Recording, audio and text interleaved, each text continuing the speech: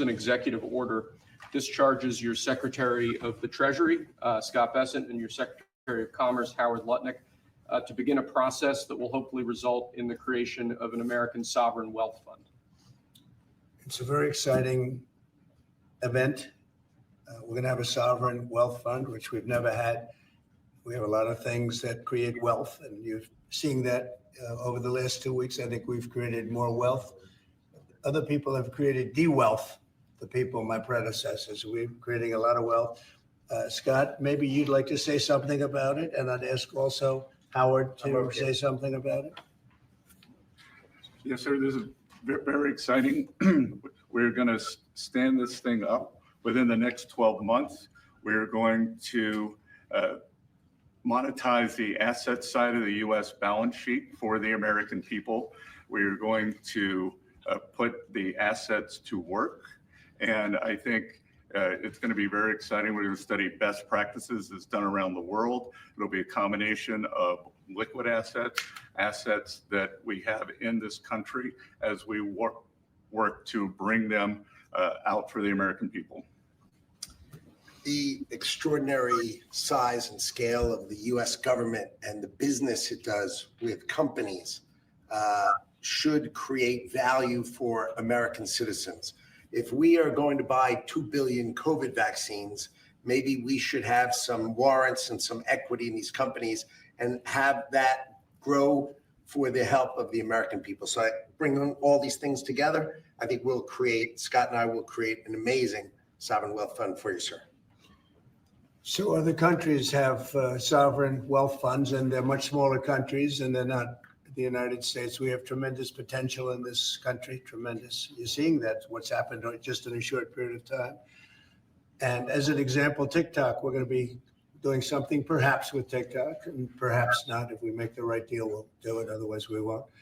But I have the right to do that, and we might put that in the sovereign wealth fund, whatever we make, or if we do a partnership with very wealthy people, a lot of options, but we could put that as an example in the fund. And we have a lot of other things that we could put in the fund. And I think in a short period of time, we'd have one of the biggest funds. And, you know, some of them are pretty large, I must tell you. Some of like the Saudi Arabia fund is on the large side, but eventually we'll catch it.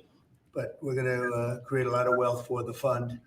And I think it's about time that this country had a sovereign wealth fund. And these two gentlemen and some others are going to work with them very closely, and they'll be heading it up, and they're going to do a great job. Two highly respected people that have done unbelievably well in the world, in the real world. So that's a big deal, huh? Yes, sir. I think it's going to create value and be of great strategic importance. Okay, so he's creating the sovereign wealth fund today, right now, February 3rd, 2025. What that means is essentially anything that the United States as an entity owns and has authority over that is an asset or can be an asset or can be used for the purpose of making money would become a sovereign wealth fund.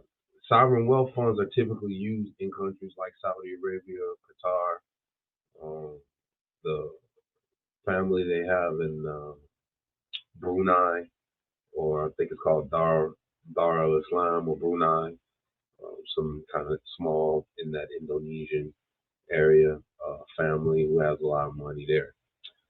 Usually living like clowns, to be honest, spending $1 million on Mickey Mouse watches and having $1 million parties and all this kind of stuff. Sovereign wealth fund for the United States, good or bad? Well, here's the thing. It seems to me that the guy's looking for other ways to create revenue for the Federal Reserve, who wants their interest, to hopefully give you and I somewhat of a break, at least for now.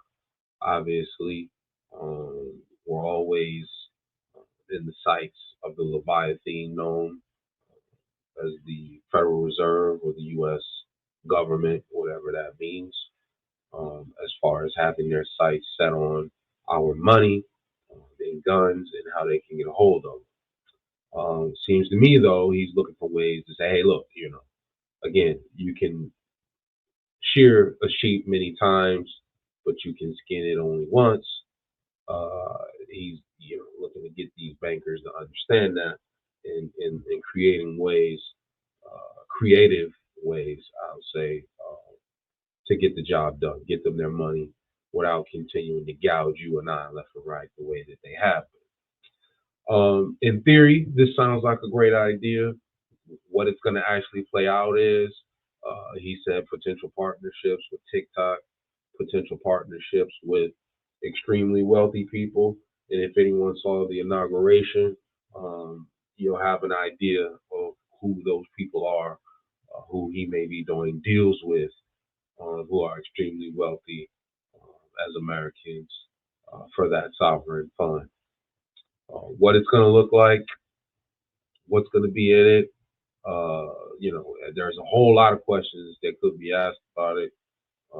But at the end of the day, right now, it's non-existent. So the ability for him to create out of nothing is going to be something in and of itself, because he can pretty much play with the valuation, and make it worth essentially more than it probably will be, at least once it gets started. Obviously, there's a lot of wealth that he could use legitimately, but knowing what we know about bankers and how quote unquote business is done oftentimes these days, in fact, one of the charges they were trying to get him for initially is that overvaluating his own business.